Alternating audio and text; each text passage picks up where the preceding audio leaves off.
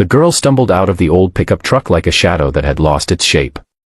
Her knees scraped the dirt, her voice shaking as she whispered, "Just kill me fast."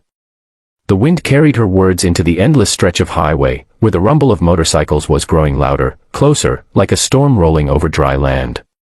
When the engines cut off and boots hit the pavement, 5 men in black leather vests surrounded her.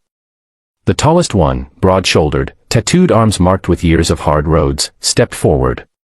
Then, as if sensing something no one else could see, he reached for her trembling hands and gently pulled her torn flannel aside.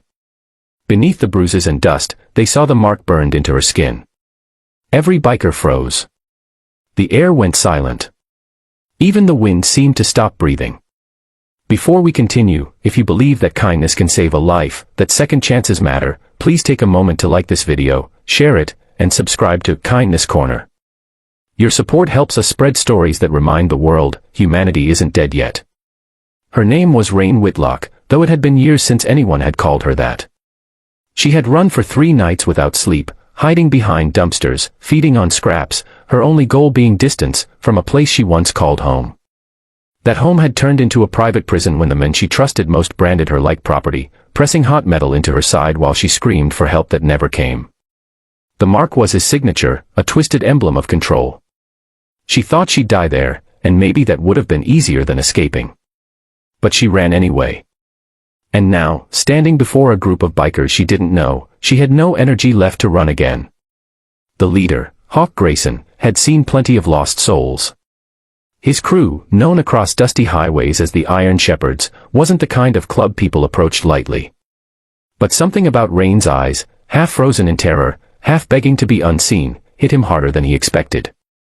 When his glove brushed over that branded scar, a memory struck him like lightning, a small sister he hadn't seen in years, taken by the same gang symbol that was now burned into this stranger's flesh. He didn't speak. None of them did. The silence was heavier than any threat. Then, without a word, Hawk shrugged off his jacket and draped it over Rain's shoulders. The rest of the crew exchanged glances, understanding without speaking that this wasn't just another lost traveler. This was personal. They brought her to their hideout, an old gas station that doubled as a repair shop. Rain didn't ask where they were taking her. She didn't care.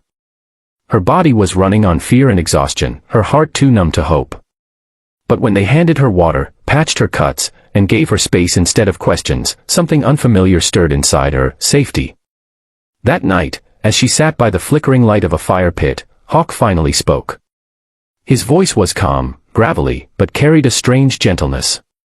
"Who did that to you?" he asked.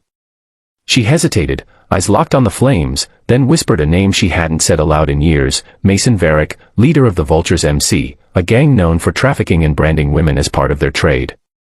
The air turned cold. The Iron Shepherds had history with the Vultures.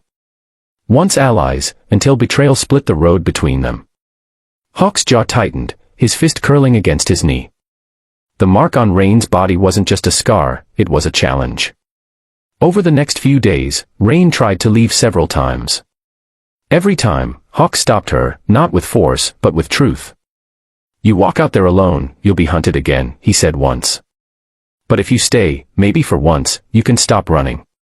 It took time, but slowly, her walls began to crack. She started talking about her childhood, her dreams before they were shattered, and the hopeless belief that maybe she wasn't meant to survive. One evening, she stood in front of the mirror, tracing the faded outline of the brand. For the first time, she didn't feel shame. She felt anger. Not the kind that destroys, but the kind that wakes the dead inside you and whispers, "Fight back." When Hawk saw that fire in her eyes, he nodded slightly. "We'll make it right," he said. The night they rode out was silent and moonless. The Iron Shepherds rolled down the empty highway, engines low, lights dimmed. Rain sat behind Hawk, her hands gripping the sides of his vest like a lifeline. They weren't going to kill Mason, not yet. First, they were going to show him what it felt like to lose control. The confrontation at the old mill was fast and brutal. The Vultures never expected them. When Mason came out, smirking, his arrogance evaporated the moment he saw Rain standing behind the Iron Shepherds, alive, unbroken, and staring right at him. Hawk didn't have to say a word. The message was clear. The girl you tried to destroy has a family now, and they ride for her. By dawn, it was over.